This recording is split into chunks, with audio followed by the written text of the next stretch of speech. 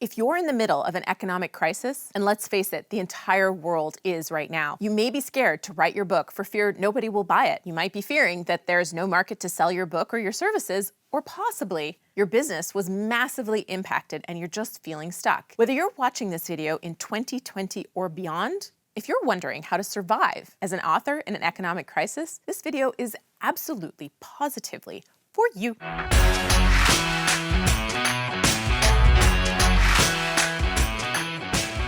Hey there, I'm Julie the Book Broad from Book Launchers. We're your professional self-publishing team, helping you write, publish, and promote a nonfiction book that will help you have a huge impact on your readers, and done right, will help you grow your brand, build your business, and make money. The best part, you get to keep all rights and royalties. When economic uncertainty hits, it can be really easy to just freeze in place. You might think there's no point because books aren't selling or your topic isn't of interest right now, and I could certainly have done without this one, especially the part where there's no childcare support, or anything else like that.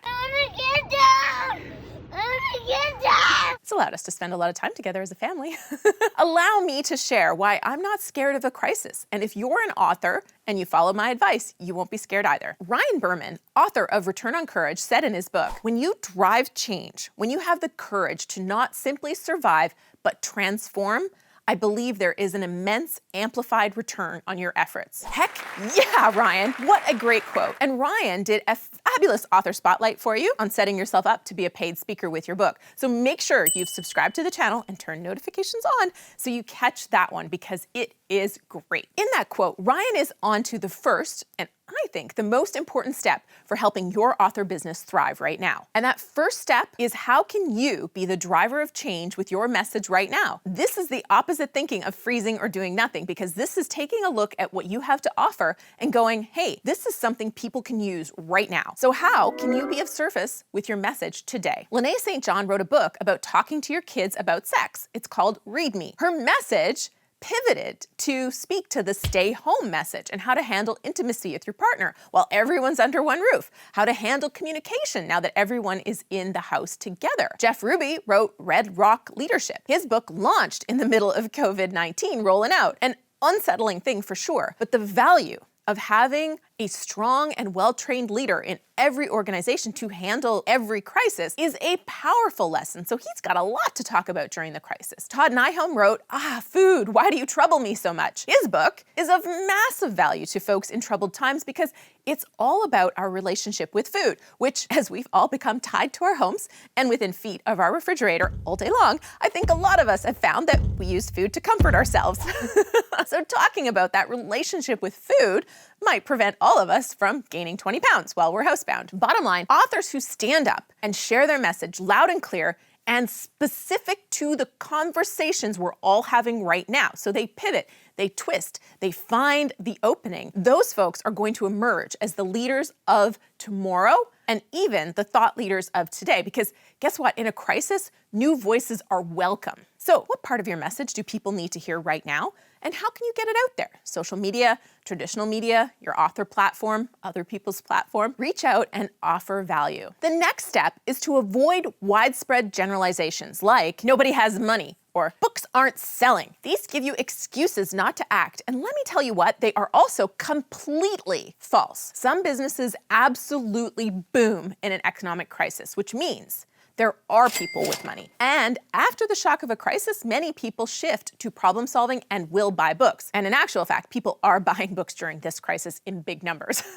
The big question is, how can you be in front of these people when they are looking for the solution to their problem that you can help them with? One author I know created a free resource for supporting parents that now have their kids at home all day. It was a calendar, a daily schedule, and resources to help homeschool your children. Thousands of people downloaded it and shared it within a few weeks, and she added 7,000 people to her email list and was able to use that to promote her emotional learning book to all those people, giving her book a massive sales spike. So what can you offer that is of high value and puts you directly in the front of people who need you right now? Number 3, this is a cool question that I was asked. Knowing what you know now, what would you have put into place 3 months prior to the month the crisis hit. I was on a call with Perry Belcher, founder of digitalmarketer.com and Traffic and Conversion Summit, and I think it was him that actually asked this question. It might have been somebody else on the call, but I think it's him, so I'll give him credit. And I think it's an awesome clarifying question if you feel stuck about where to act. When you answer this question, you immediately know the area you need to take action on, because no crisis disappears overnight. So when you hit a crisis and you can see clearly what you wished you'd put into place 3 months ago, you now know what you need to do right now. So if you're not sure what action to take right now, that should help. Ultimately, I believe a crisis is not something you should waste. Looking back at 2008, some of today's industry leaders and businesses you rely on right now were born from 2008. I've heard so many folks like Pat Flynn say that they were laid off in 2008 and that spurred them on to create their own thing. And now they're having way more fun than ever and are creating jobs for others. And during this crisis, they're able to step up and provide massive support to others. I believe that every dark time carries a great gift if you're open enough to seeing it and savvy enough to act on that opening. Are you finding yours? Let's chat about it in the comments below. And when you comment the day a video is released, hold that thought. And when you comment the day a video is released, you'll be entered to win some sweet book launcher swag like this #NoBoringBooks mug or this oh so soft journal. And you'll be one step closer to being one of my YouTube besties like Alan West, who inspired this video by thanking me for my comments on a live stream and sending me an infographic on handling crisis. Or the fabulous and fun folks that are also YouTube besties like Margaret Craig, Sandra Rodriguez, Rachel Robertson, and of course, Brian K. Morris. Thank you so much for your likes, shares, and comments. You guys make my day. Now, I have really enjoyed our time together today. Let's keep this party going. This video on making money from your book could be the exact thing you need to see right now. Or this video on the 7 most common self-publishing mistakes is also a great video to support you building your author business. Both are pretty fabulous, and I can't wait to see you on one of them to make sure your author business thrives, not just survives, in this economic crisis.